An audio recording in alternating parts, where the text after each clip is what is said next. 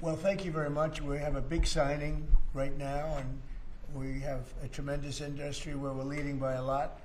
It's the AI, artificial intelligence. I always thought it should be SI, supreme intelligence, but I guess somewhere along the line they decided on the word artificial, and that's okay with me. That's up to them. It's a massive industry. We're leading China. We're leading everybody by a tremendous amount. The electricity is being built by them in every plant. They're building the electricity. We're getting them rapid approvals. But they're spending trillions of dollars, and they can't, basically this has a couple of other things that are less important, but one of the things that it has is you have to have a central source of approval. When they need approvals on things, they have to come to one source. They can't go to California, New York, and various other places like Illinois with Pritzker, who's a totally unreasonable person. And they have to have, they're putting all this money in. It's a big part of the economy. And there's only going to be, I think, one winner here. I don't know if anybody agrees with that. I think most people agree, but there's only going to be one winner here, and that's probably going to be the U.S. or China. And right now we're winning by a lot.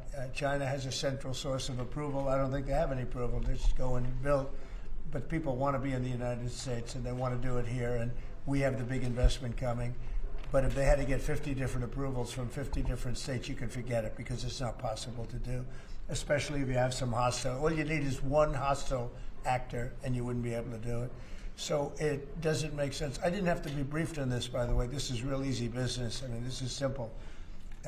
We're taking in trillions of dollars. We're taking in tremendous amounts of countries, jobs, everything's coming in. Now, just to get off AI for a second, auto plants are being built at levels that we've just about never seen before. Our auto industry was decimated. 56% of our auto industry left our country over the years. It was at one point 100%, and then it got shriveled down, and really we lost a lot.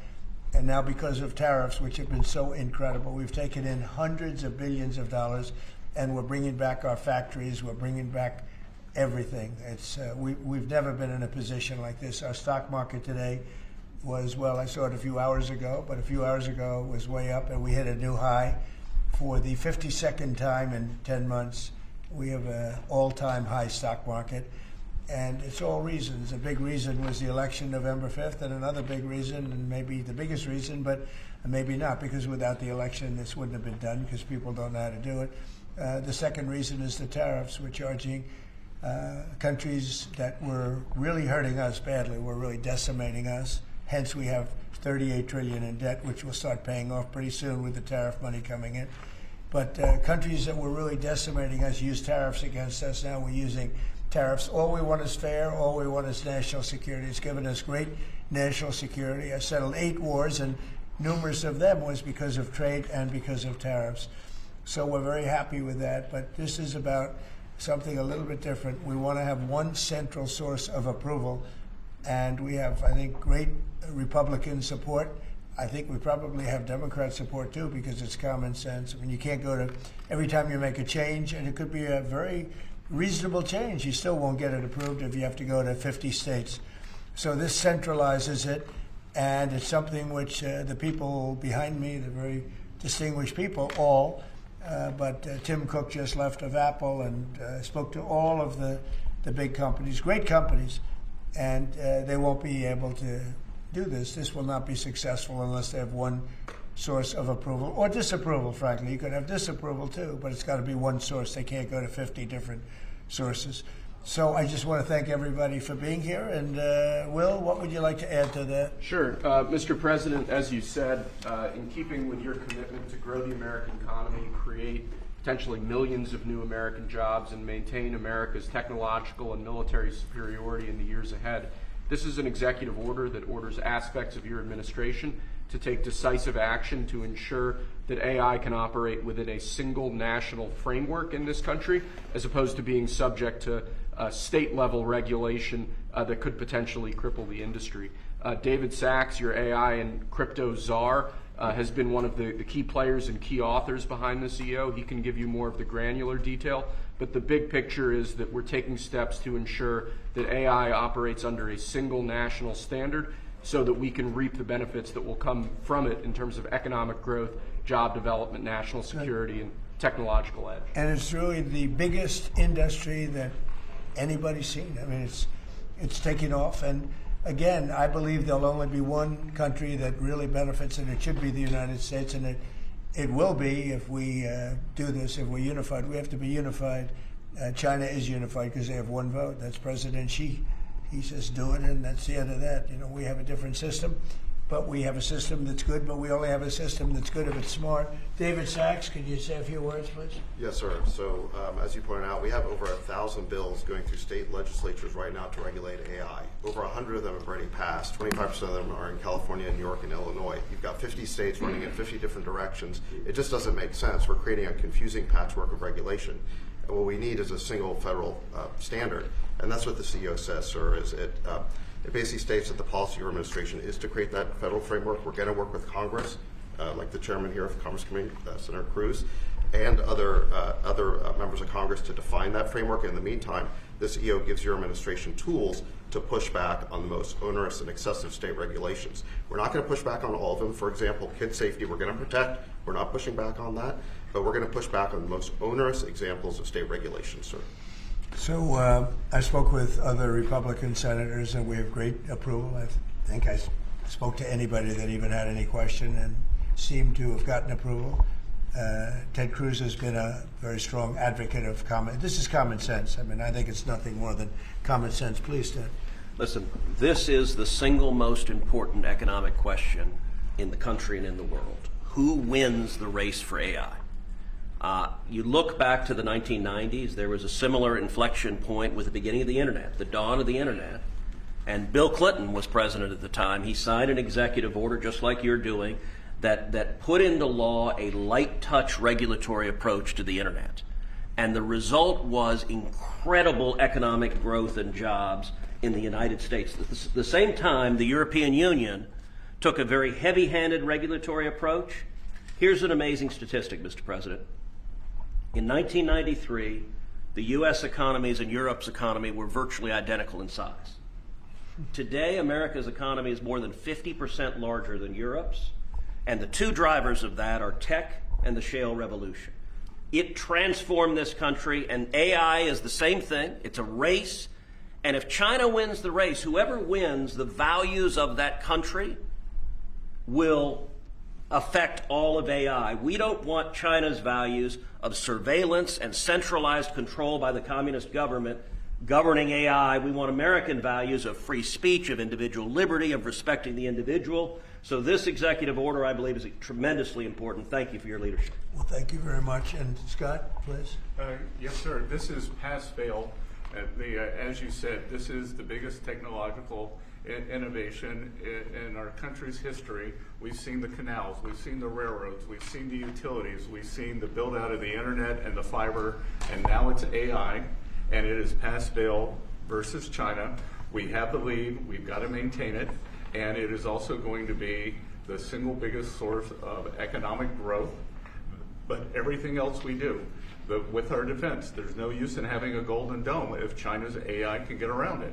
There's no use in spending all this money on defense. And the U.S. will remain the leader in this under President Trump's leadership. He has accelerated the growth. We're actually going to move ahead further. We're seeing building everywhere, construction jobs. There are going to be jobs at the AI data centers. And most importantly, President Trump had the incredible idea to allow the companies to create their own power.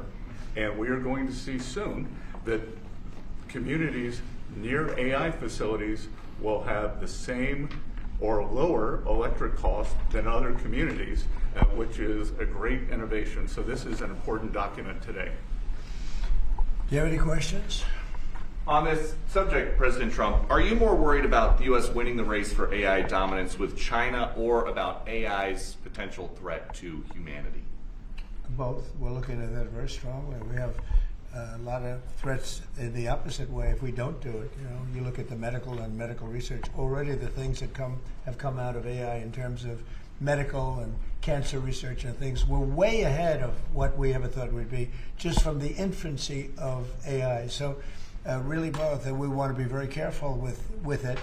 We also know that a big part of our economy, it could be 50, 60% of our economy going forward for a period of time at least, especially during this startup, is AI and AI based. We have trillions of dollars of construction going on, and that construction would stop, or it would certainly be, a lot of it would be halted. So look, we're leading China. We're leading China by a lot. China knows that, and not doing this would be the greatest gift to China and other countries, but China in particular, that China has ever received. And with Venezuela, now that we've seized this tanker, is the campaign against Venezuela still just about drugs, or is it now also about oil?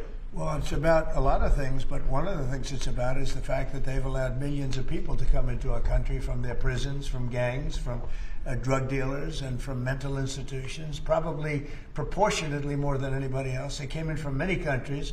We're getting them out. We had 11,888 murderers come into our country. Many of them are from Venezuela. We had thousands of Tren de Aragua, the gang, come in from, which they say is the most violent gang. I don't know, MS-13 is pretty bad, but Tren de Aragua, they say, is the most violent gang. That comes from the prisons of Venezuela. It came out of the prisons of Venezuela. So it has to do with a lot of things. They've treated us badly, and I guess now we're not treating them so good. If you look at the drug traffic by sea is down 92%. And nobody can figure out who the 8% is, because I have no idea. Anybody getting involved in that right now is not doing well. And we'll start that on land, too. It's going to be starting on land pretty soon. Thank you, Peter. Mr. President, in Indiana, just a few moments ago, the Senate there rejected the congressional maps to redistrict in that state. A number of Republicans voted against that redistricting effort. You have spent a lot of time talking about this. The Vice President traveled to Indiana. What's your reaction? Well, we won every other state. That's the only state. It's funny because I won Indiana all 3 times by a landslide, and I wasn't working on it very hard. Would have been nice. I think we would have picked up 2 seats if we did that. You had one gentleman, the head of the Senate, I guess, Bray, whatever his name is. I heard he was against it. He'll probably lose his next primary, whenever that is. I hope he does, but because he's done a tremendous disservice. I mean, think of it. It's a great place. I love the people there. They love me. You know, we won in a landslide all 3 times. Got tremendous votes. I got record votes. And then there's no reason for doing that. And the Democrats do it to us, so I can't imagine that they do it. But I wasn't very much involved. But there's a man named Bray, as I guess, head of the Senate. Was that Bray? Is that the name, Bray? I mean, I'm sure that whenever his primary is, it's, I think, in 2 years, but I'm sure he'll go down. He'll go down. I'll certainly support anybody that wants to go against him.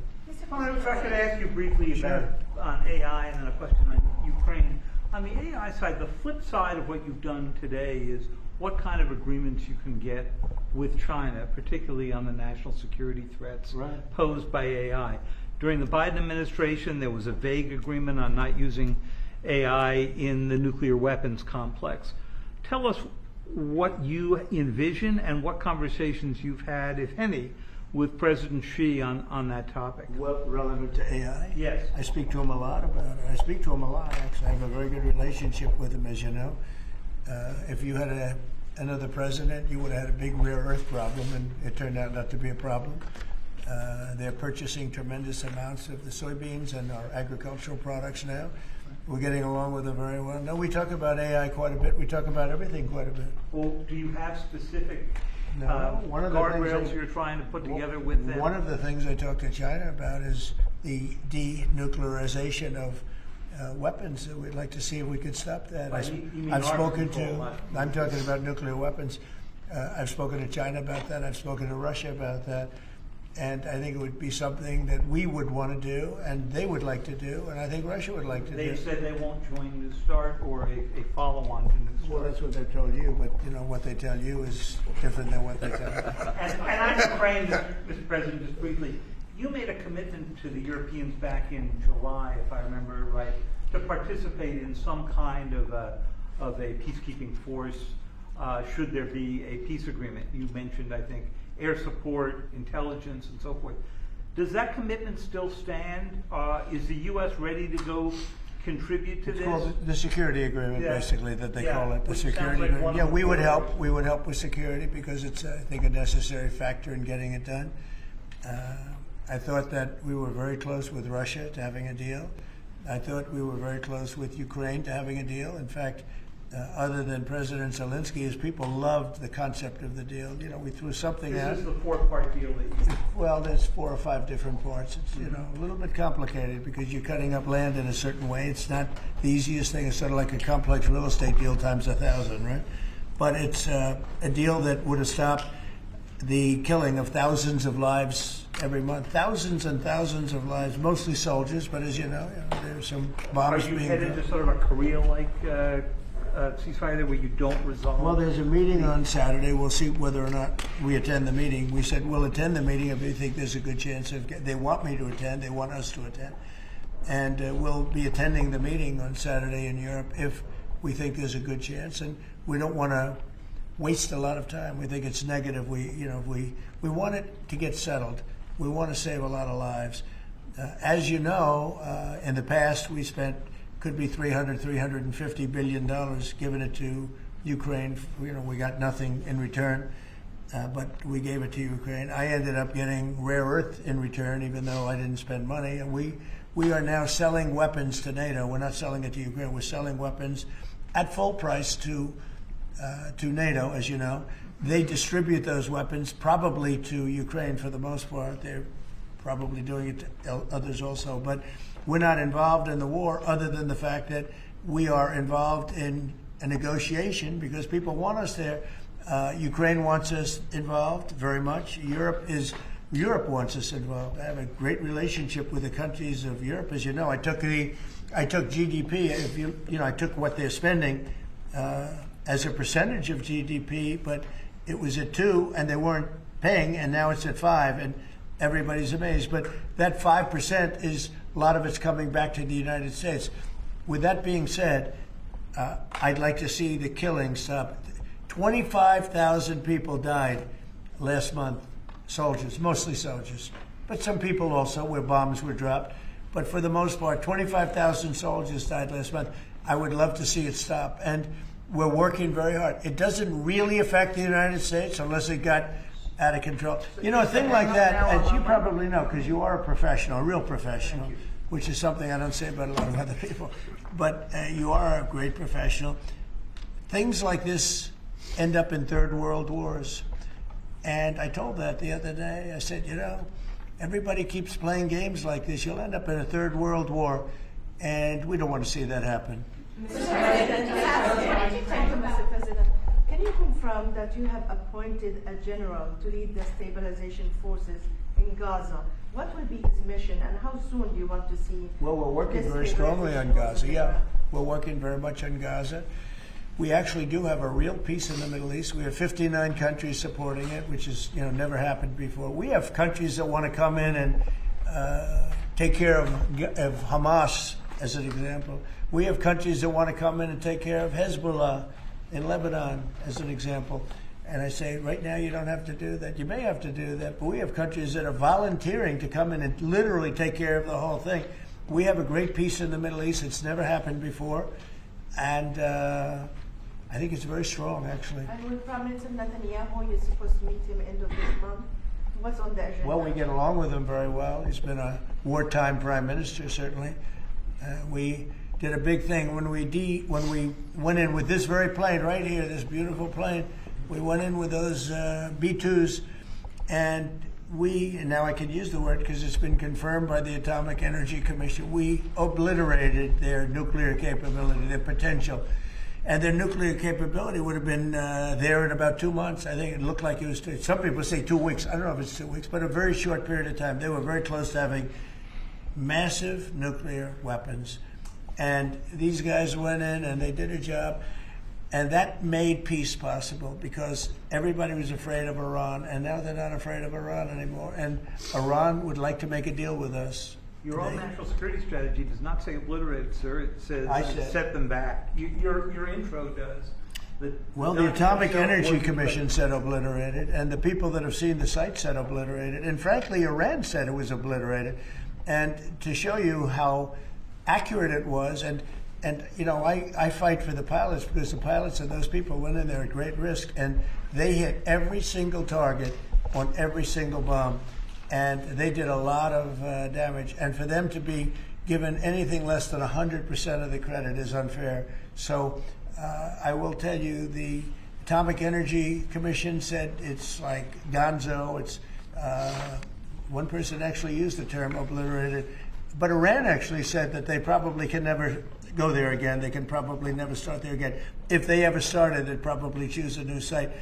But regardless, we took out the Iran nuclear site with great talent. No other country could have done that. No other country has weapons like we do, but no other country could have done that. We have the best weapons in the world. We have the best military in the world. And when we took out Iran, that allowed for peace. There's no way that, and I really have great respect for the King of Saudi Arabia, for the Emir. I'm friend with UAE. These are great people. These are actually great people and great leaders.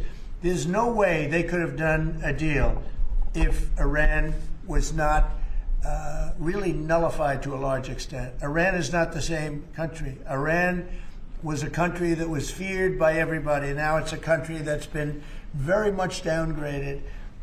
I'm sure they'll try and come back, and they're very capable people. Maybe they will, maybe they won't. They are reconstituting their missile program quite quickly. Well, you know, they can try, but it's going to take them a long time to come back. But if they do want to come back, and they want to come back without a deal, then we're going to obliterate that one too. You know, we can knock out their missiles very quickly. We have great power, and we helped Israel a lot. We were shooting down the drones. We were doing a lot of things for Israel. We did a good job for Israel. But Israel did a good job. They fought, and they all fought bravely. Look, that's a war. That's a vicious war. They're all vicious wars. When you write, hey, you covered a lot of wars, they're all vicious. We never saw a nice one, right? Right. They're all vicious.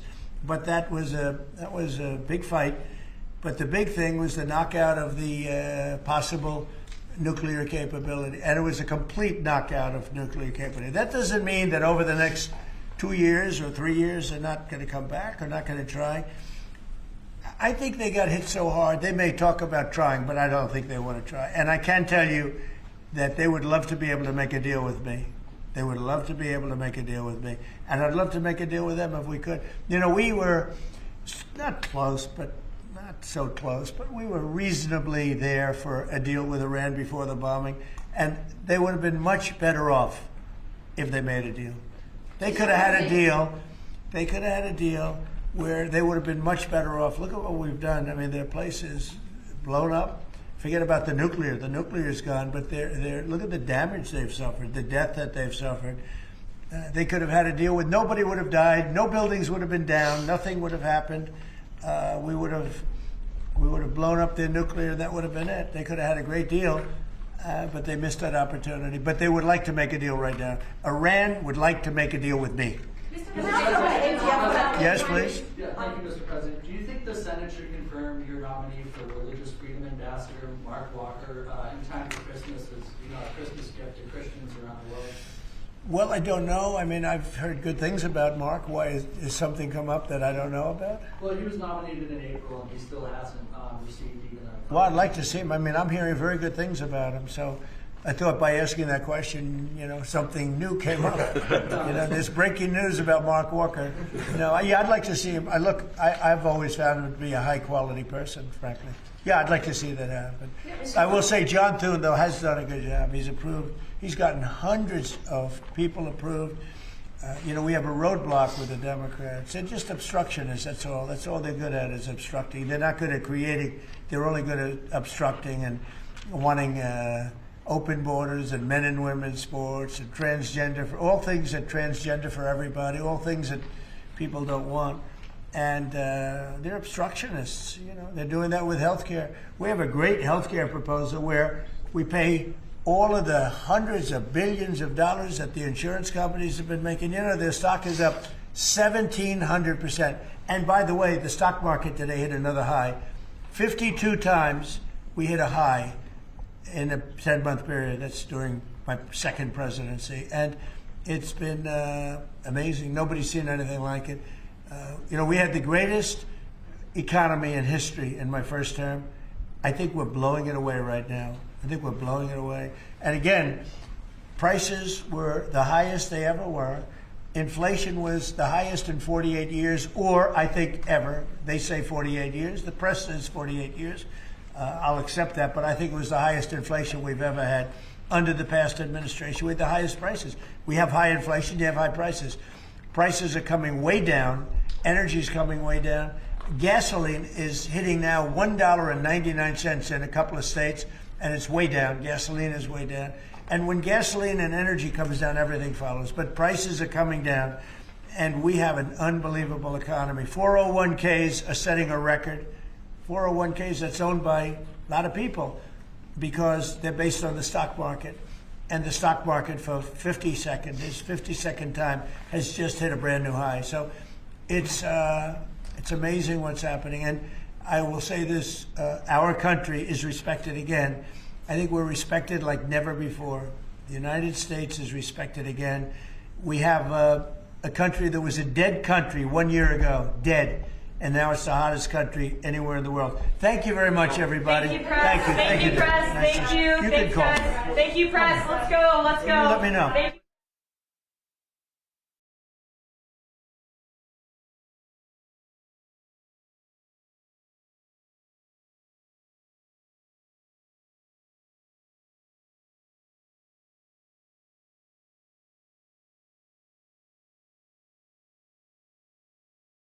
Good picture. Pulitzer Prize. This is going to be a Pulitzer Prize picture. Let's give him the Pulitzer Prize. He's in that. Do you like this guy? Oh, yeah. I do. Everybody likes Albert, right? Yeah.